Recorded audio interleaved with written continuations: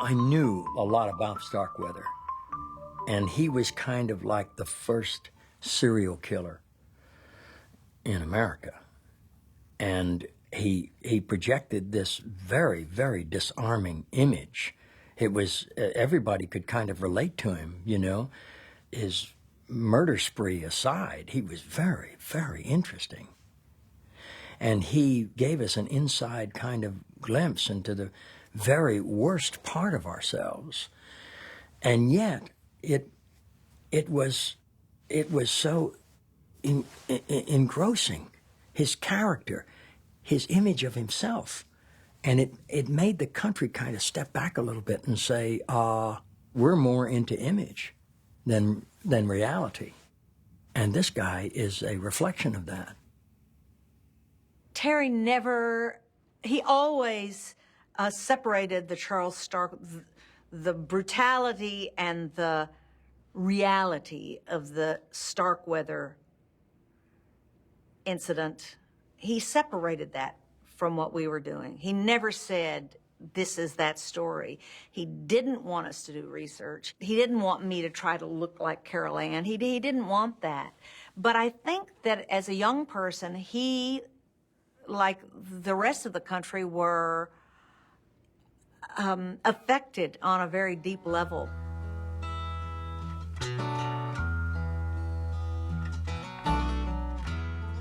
I never got into any of the plays in my high school. And so I was a big theater failure.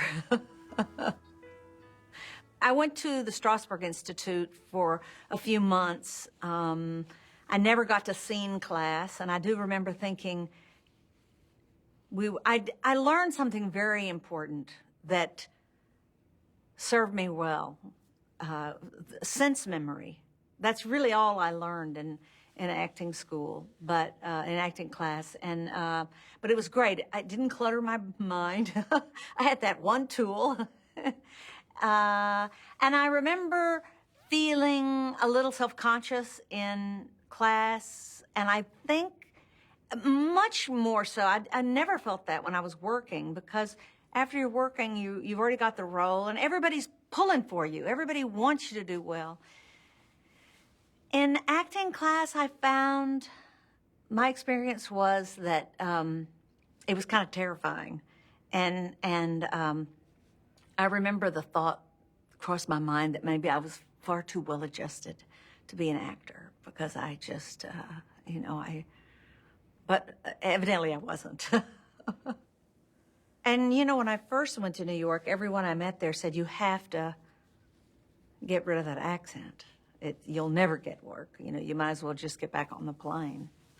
And I, of course, at those early years, I couldn't get rid of my accent. And that was my Texas roots, really, it turned out, was the thing that opened that first very important door for me.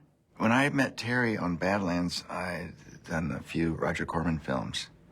And one of them was, the first one I did, Jonathan Demme was producing, Joe Viola was directing. It was called Angels Hard as They Come. And that was my first art directing job. And then I think I did a couple others. I worked for Roger's brother, Gene Corman.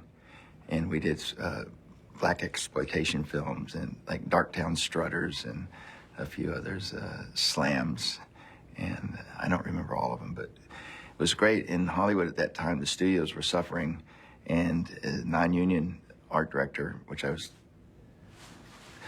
hastily learning to be, you could work pretty much all you wanted. Corman School was like a great film school. It was before there were film schools, and you learn, but you learn by doing. And I met with Terry, and it wasn't like a normal meeting. He just said, can you do it? Can you go out to Colorado? We're going to start shooting July 10th. And the production company rented me a van. I put all my tools in it and drove to Colorado and started getting sets ready.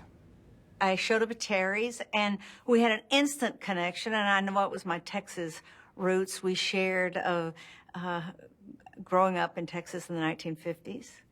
And it felt like, you know, when I left there that day, I can't remember if he told me he wanted me to do the part, but it felt like I was going to do the part, because he would say, you know, he was grilling me. Of course, he was probably doing that with every other actress that he met for the role, but he would say, you know, how would Holly do this? What would Holly think about this? What, you know, and he made me feel a part of that the process of building that character. He would talk to me about this film he was doing called Badlands. And he said, I want you to meet this little girl from Texas, and I think she's going to play in the film too. And I just want to see what the two of you look like together. Would you mind doing a few? I said, no, not at all. And so I met Sissy Spacek, and we would sit there and do these little scenes, and sometimes we would improvise.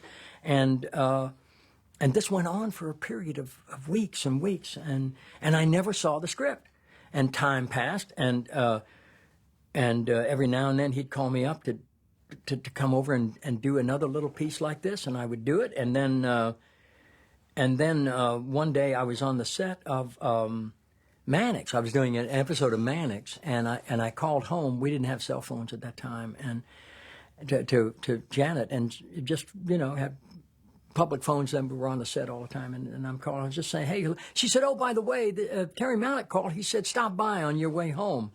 He wanted to talk to you. I said, okay. And so that night on my way home, I knocked on his door, and he said, oh, Martin. He said, yeah, I'm sorry. I'm in a great hurry, but here, take the script and let me know what you think, because I'm thinking that you should do this film. I said, okay, fine.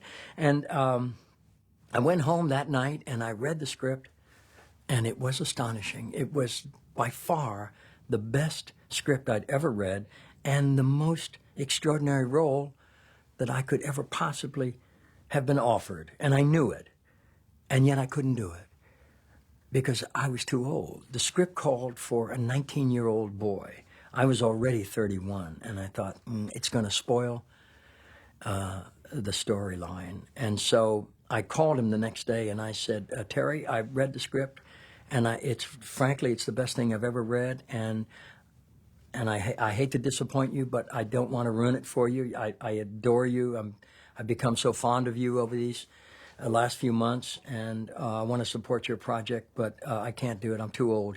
And he said, well, okay. He said, I know that, but I'm thinking of making the character a bit older, so you know, you could fit right in. I said, what do you mean? He said, well, I'm offering you the part. If you want to do it, I'd love to have you. And I hung up the phone. And the next morning, I was up very early because I had to be at the studio. We were shooting at Paramount, I believe, at the time. And so I had to get up before dawn. And I was driving along Pacific Coast Highway. It must have been about 5 o'clock in the morning, and the sun was just coming up. And I was playing Bob Dylan's Desolation Row. And suddenly it hit me, I was going to play the part of my life. And I knew it. Then I knew it. And I couldn't believe it. And I pulled off the highway, and I wept with uncontrollable joy and relief, because I knew someone had finally seen something in me that I knew was there, but I couldn't get anyone else to see. How much I influenced the role of Holly Sargis in Badlands is really more a question for Terry than for me. I know that when he found out I could twirl, we went straight down to Hollywood Boulevard to a music store to get a Starline baton, and then the next thing I knew, that Holly was twirling in her front yard when she meets Kit Carruthers. Hi, I'm Kit. I'm not keeping you from anything important, am I? No. Just thought I'd come over and say hello to you. It was a character that I knew. It was a character that I understood. She was just this little girl from a small town in Texas, and I was that little girl. And at that age, probably I was still more... I'd lived in New York for quite a few years before then, but I went there very young, and I was really... I was still that little Texas girl. And I think that's what Terry was looking for. And it was just I remember it as a beautiful, romantic, and I don't mean romantic in the romance kind of word, but, out on the prairie and on the run and leaving everything you've known. And at that point, I'd never had the opportunity to work in a film where it was about two people, and I was one of them. Kit Carruthers was a kind of a dropout, and he was working as a garbage man. I mean, he didn't really have any job skills, but he thought in some way that he was a important character, but no one knew it yet. And he was going to get to that part, just give him some time, And I identified with that because I had no job skills either. I had no education beyond high school, and I had no interest in higher education at the time, and didn't think it was necessary to have any higher education to be an actor. I thought it was just all so organic and natural, And I'd never really studied acting. I just sort of knew that I was an actor, I think most actors do. It isn't anything that you can explain. You just accept it. Starkweather's fascination with James Dean was very prevalent in Kit Carruthers' image, which paralleled and mirrored Starkweather. And so his image of James Dean, was fit right in with the character. That he fancied himself, someone of that enormous talent, which he didn't have an inkling of what it meant. He could never, ever step up. He was not an artist. He was a charlatan. You know who that sumbitch looks like? You know, don't you? No. I'd kiss your ass if you don't look like James Dean.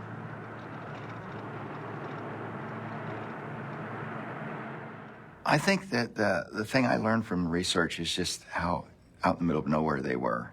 And that how all of us want our 15 minutes and how much more difficult it is when you're in the middle of nowhere. You can scream and nobody hears it, and I think that became apparent in the film when you just saw the isolation, when they're in their car driving through miles of nothing, the houses, their collections of things that weren't important, that all of us, our lives may be meaningless or they may be just perfect, it's hard to tell. And I think we all question ourselves now and then. And Terry's a philosopher, so I think built into his films is, it's all these philosophical questions. And I'm not a philosopher, but it makes me think about life. I thought of myself as a rock and roll chick from New York, a musician. And Holly was probably a lot closer to who I really was than the role I had eked out for myself while living in New York, of being a very cool person. And those were clothes that I wore like I wore growing up. But Rosanna Norton designed the wardrobe. She didn't come to the location. We had a costumer, but she designed those. And I just, the whole film, the Jack Fisk's design of it and Rosanna Norton's costume design was really a study in less is more. It was, those clothes were just, Terry's still talking about that little green dress. It's right after Kit has killed her dad and she's walking up the stairs and she's smoking a cigarette, which we've never seen her do. She's smoking a cigarette, and she's got on that little green little girl's dress. But the way she walks up those stairs, smoke that cigarette, it's like her childhood is gone. She's entered this very strange and different world. And just in that one scene, the way Terry had me walk up those stairs smoking a cigarette in that little green dress was just, you know, it spoke volumes. I think an important contribution that art direction makes to films is helping the actors, you know, creating an environment. Working with Daniel Day-Lewis, I realized, you know, that how much it helped him, you know, to kind of get lost, you know, to get lost in the moment. And I learned, being married to an actress, I really appreciate actors.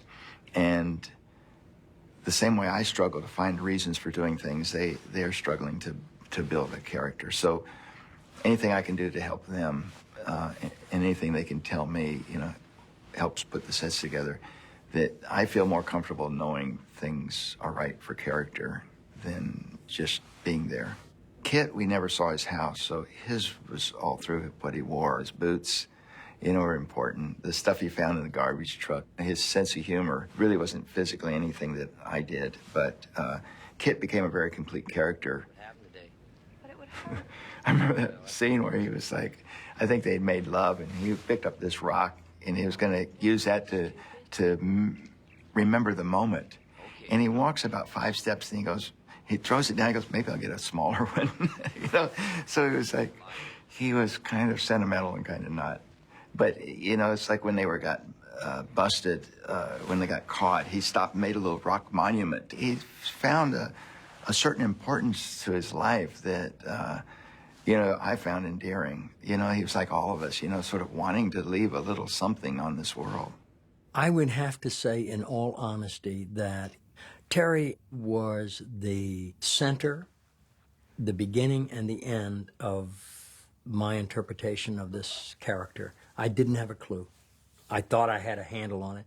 I knew it was something specific and something very, very disarming, but I had no idea of what it was visually on the screen. It was like playing, you know, tackle. And he was the quarterback, and he'd say, "Now I want you to just block." But I didn't know he was going to throw the ball to so-and-so on that side. Originally, there was a hat involved. He wanted me to wear a cowboy hat, a Texan kind of hat. And so that was the hardest piece of wardrobe to come up with.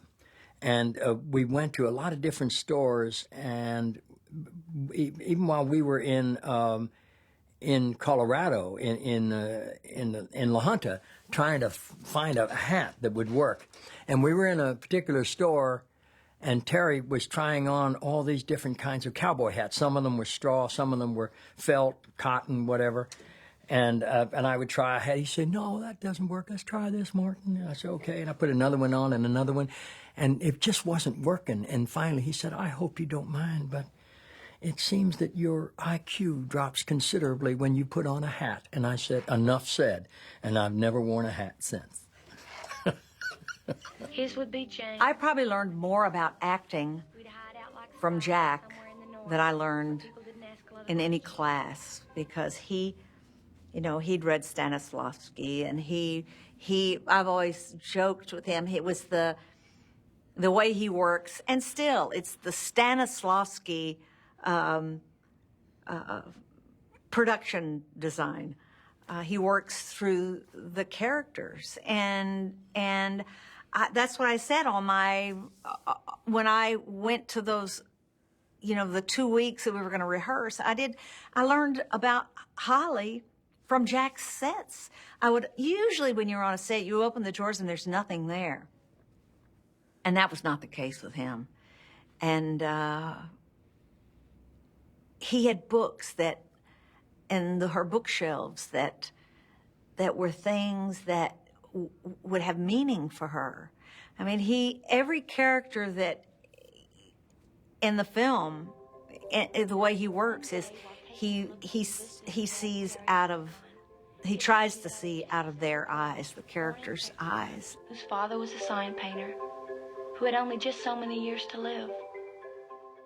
When I started putting Holly together, I started making her a collector as well. And I think my inspiration, although I don't use movies for inspiration, came from the opening credits of To Kill a Mockingbird. you know, where they had that marble rolling across the table, and they had, you know, like a cigar box full of treasures. And I had fallen in love with Sissy while we were making that film, and so doing her room of the house was so much fun. And I would, every drawer, like put little treasures and things for her to find. And she responded, and it just encouraged me to do more crazy stuff like that. He tried to act cheerful, but he Terry and I don't talk that much about character. I have trouble building if I don't really understand the character. You know, like, why would they have the table there and not over there? Why would they have a red wall and not a white wall? Tell me about her.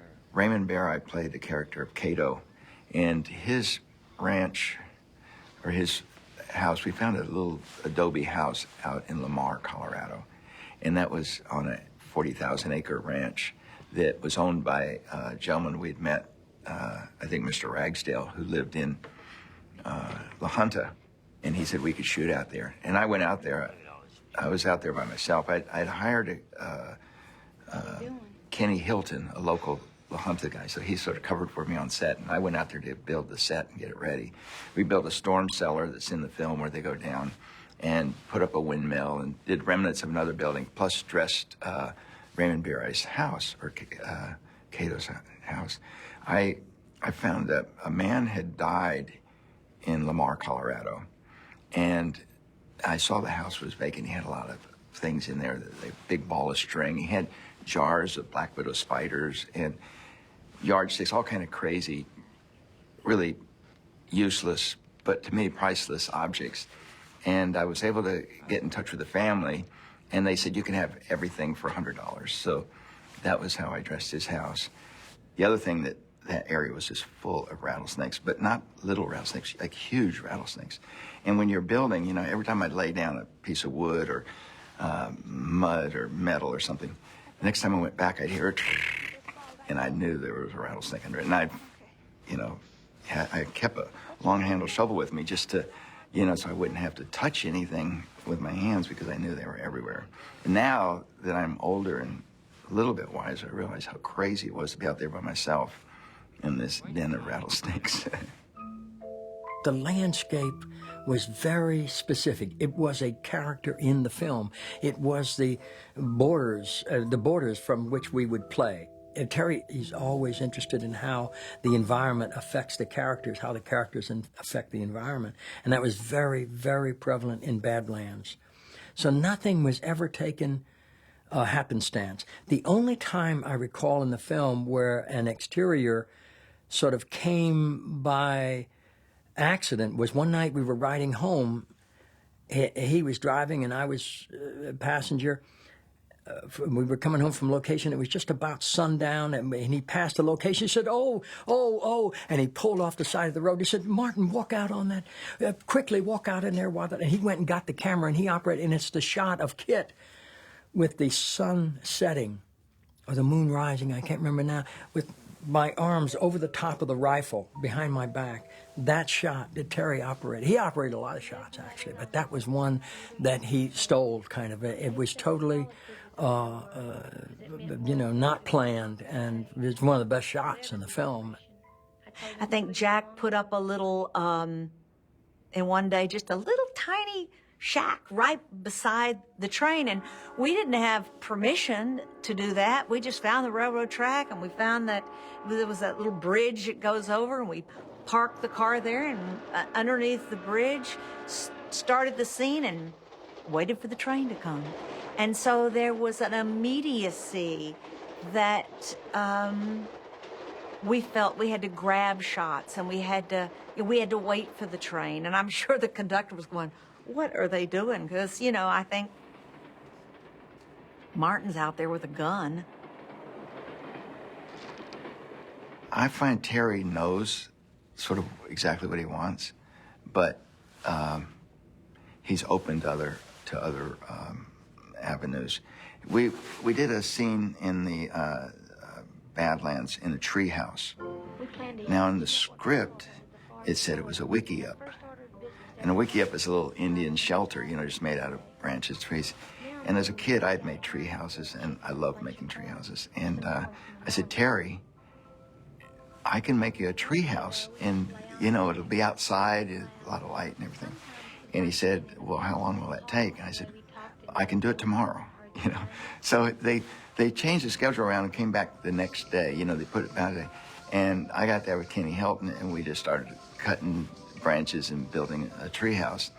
And I think the way he shot it looks more magnificent than it was, but it was a couple, 3 stories high, and it did have ramps and stuff. And, you know, it scares me today to think that Martin Sheen was like running down those steps that I built with twine and little sticks that could have all been rotten, and nobody was hurt. The physical challenges of the filming were vast, but they served us well because those characters were in that, you know, in that harsh environment. That's what they dealt with. And they didn't have a honey wagon. They didn't have a motorhome. They didn't have a caterer. So all of those things as an artist, that helped me. When, you know, I was standing in an ant bed and getting bitten, I mean, all of those things made me understand more about Holly, and it connected me more to her. I know that we used 3 different houses to be Holly Sarge's house. Plus, we built a set to burn.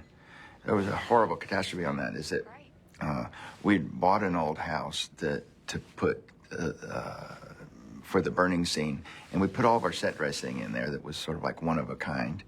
And a gentleman came out from Hollywood. It was like the only experienced person on the film, and effects guy, and started doing the effects. But he had sort of picked up local labor like all of us, and something happened, the house exploded. Everybody wanted to see the fire, you know. And I drove out to the location with Janet and the 4 kids, and they were all excited.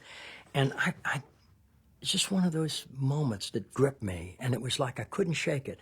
And I just felt, I just didn't feel comfortable with the children here or Janet. And I remember getting annoyed, and I was unkind to Janet. I said, you'll have to go now. You take the kids and go from here. And she said, well, we want. I said, no. I said, please, I have to focus, and I can't be with you. I was afraid I wouldn't be able to protect them if anything went wrong. I swear to God, that was my instinct. And they got very annoyed at me and said, well, okay, fine. And they all left. And I remember seeing the station. We had this old Ford blue station wagon that we'd driven out there in, and I remember seeing it go down the road, and the dust was flying up behind. I felt so bad. I'd sent them off, and yet, whew, was I glad I did. He was gambling for time. It is probably one of the most beautiful fire scenes ever on film.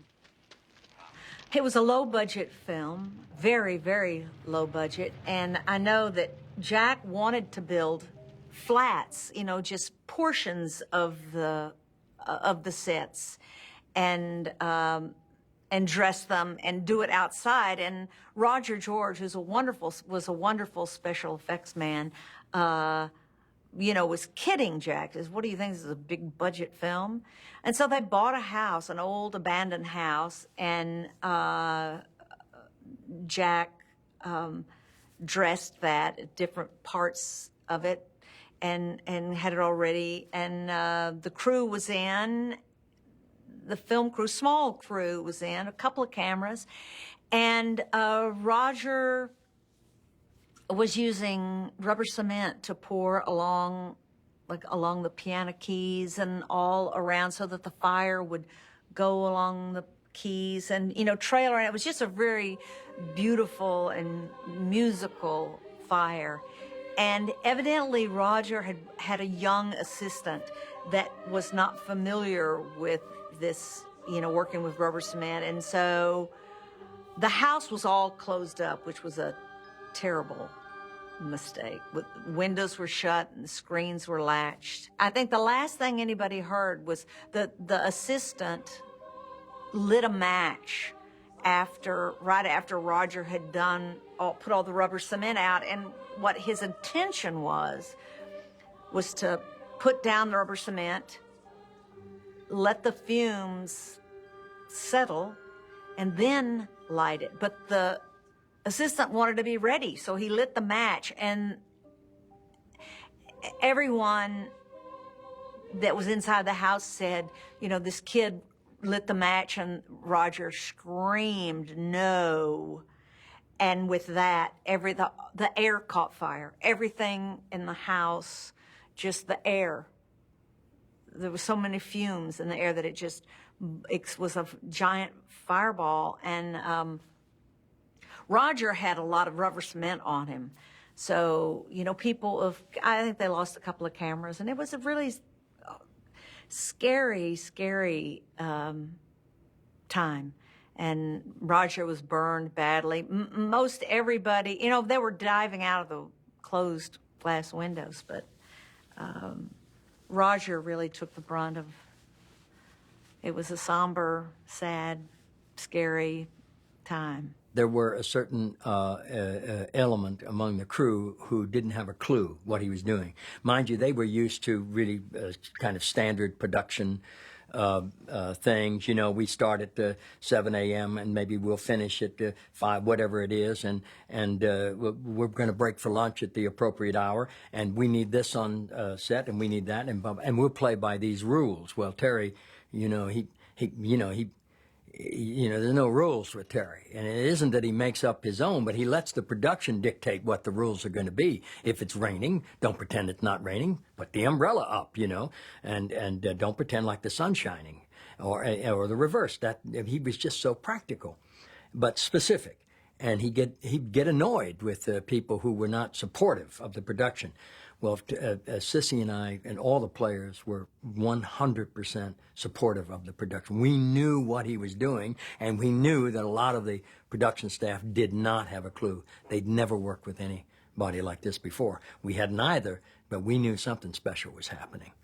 You know, when we started Badlands, I had done like 3 or 4 films, and other people had done 1 or 2 films. But Terry was making his first film out of film school, you know, his first feature film. So we all had much more experience than he did, and we knew everything. And I think that he came in and he works. I found out since then that everything we thought might have been inexperience is just the way he works. Is that he would wake up in the morning and he would see this beautiful light by the motel, and he'd go, "Oh, I want to shoot over there," and the producer or production manager said, "But we've already sent our trucks over there like we planned yesterday." He goes, "Yeah, but this looks so beautiful. We got to shoot this." And he would go to shoot what he wanted. And Terry's films are exquisite. And part of it is that he kind of goes with what he finds. I mean, he takes what I try to do on sets to another degree in directing and composing shots, is that he looks for magic that might be around, and sometimes it doesn't come from actors, sometimes it doesn't come from the set, but often it comes from wind or rain or, you know, light.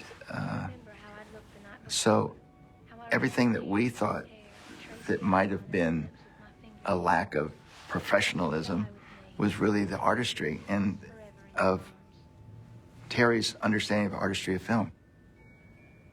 We shot a billboard scene in Badlands, and I remember the morning we were going out to shoot it. I had built the billboard and erected everything, and Joan Mosine did the painting, and I'd worked with her on Messiah of Evil earlier, where we painted many murals. And Terry said, "Could you take one of the panels out of the billboard so I can see through it?" And we did, and it became very effective, because instead of shooting against a flat wall for an hour or however long the scene is, we were able to shoot Warren painting on the billboard, but see, you know, thousands of feet beyond. And I've learned from that never to put Terry in a corner where he doesn't have depth. So we're always looking for locations or building sets that have sight lines, you know, where you have a great depth. He needed me now more than ever, but something had come between us. I'd stopped even paying attention to him. Instead, I sat in the car and read a map and spelled out entire sentences with my tongue on the roof of my mouth where nobody could read them. I think Terry always intended to put in voiceover, and he had he had a master script, and the script that he, that was given out was just the bare minimum. He,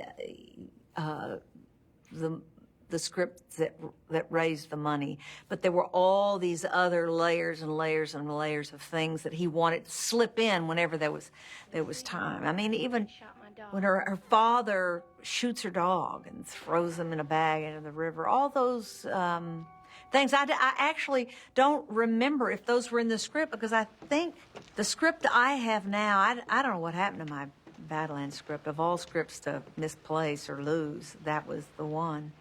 But the script that I have of Badlands now, I think was the script that was taken from what was on the screen. Let's face it, Holly was pretty, she was pretty matter of fact, and there was really no romance in the way that the character was portrayed. And I think the voiceover really gave her dimension, and it made you realize how young she was. And I'd never seen anyone do a voiceover quite like the way he did that one, because, for instance, we're going, the Cadillac is headed to Montana, and it's just desolate. It's just absolutely desolate. And the voiceover is, Kit told me to enjoy the scenery, and I did. I mean... Rumor. Pat Boone is seriously considering giving up his career so he can return to school full-time and complete his education. I remember seeing Jack Lemmon at AFI, and he was talking about Jack Lemmon, who I love, is a great actor. So, but somebody asked him about voiceover. He goes, voiceover's a crutch. If you can't tell your story, then you have to put in voiceover. Now, Terry put in voiceover that didn't explain the story, but just gave you so much more information. I mean, it was like when Sissy was, her character, Holly Sargent, was driving through the prairie at night and talking about writing sentences on the roof of her mouth with her tongue. Suddenly you go, whoa, you couldn't have filmed that, but it tells you so much. And Terry uses voiceover completely different than anybody that I'd experienced. In the distance, I saw a train making its way silently across the plain, like the caravan in the adventures of Marco Polo. It was our first taste of civilization in weeks, and I asked Kit if we could have a closer look. The fact that Kit was a murderer, but was so likable and funny was, we all perceive that evil looks and acts a certain way. And that's just not so. To me, that's the real horror and the real genius of Badlands is that, Thank you very much, Chief. we like our Sorry if I caused you any inconvenience. villains to be villainous, and that's not, is that a sociopath? And he's even a likable guy to the end, but it doesn't make him any less evil. And when we showed that at the New York Film Festival the very first time, it was just, you could hear a pin drop. No one laughed. Now when Badlands is screened, people laugh, because I guess our society has changed. I don't know, but then I expected people to laugh at Badlands, and when they didn't, it was very unnerving. But it was just a different. Things were different then.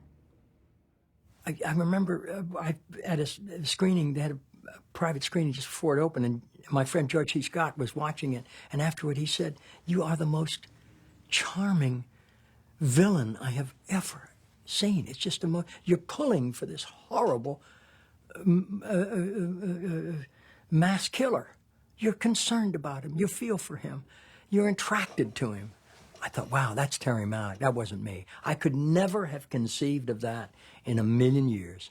I didn't have a clue where he was taking me, but I was smart enough to know he was onto something and just follow him. Just do everything he says. And I knew, and I think Sissy would agree. We both knew to trust him. When I see Badlands, it's not so much a classic American film as like a beginning of my career. You know, it's like, I look at it, I go, oh, I can't believe I did that, or how did I know to do that? You know, it's like a lot of things fell together on that film, and, you know, enough of the right people were there at one time that it got completed. But, I went a long time without seeing it, and I think I saw it a year ago at film festival, and it's the first time I've probably seen it in 35 years or 40 years, and it was more like looking through a photo album, looking back at, early part of my life. Some things I could remember doing, some things I couldn't, and seeing Sissy so young